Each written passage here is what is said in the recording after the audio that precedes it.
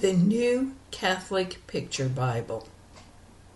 The Story of Abram.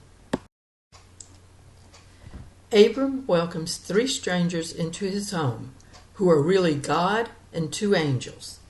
The promise to Abram, 2000 BC. People began to forget God, on whom all things depend. They made false gods. They adored them and prayed to them. But God did not destroy them as he had done in the deluge. Instead, he chose from the family of Shem a man known for his faith. His name was Abram. Abram, in spite of the evils about him, had kept himself faithful to the service of God. One day God said to him, "Abram, leave your country and go to the land of Canaan." Abram obeyed God and began his long journey to Canaan with his wife Sarah, his nephew Lot, and his helpers and flocks.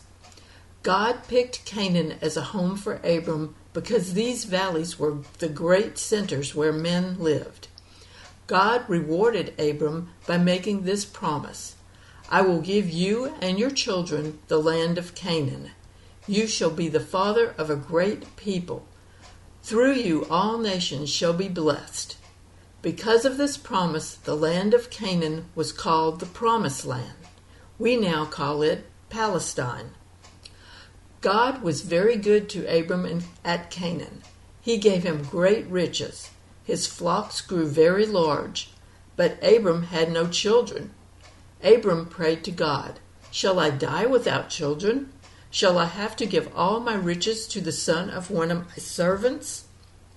God heard Abram's prayer. One day, 3 strangers came to Abram's tent. He welcomed them and gave them food. One of the strangers told Abram that in a year he would return, and by that time Sarah would have a son. Inside the tent, Sarah heard this and laughed to herself. "Shall I have a son," she said, "when I'm old and my husband is also old?" One of the strangers said to Abram, "Why did Sarah laugh?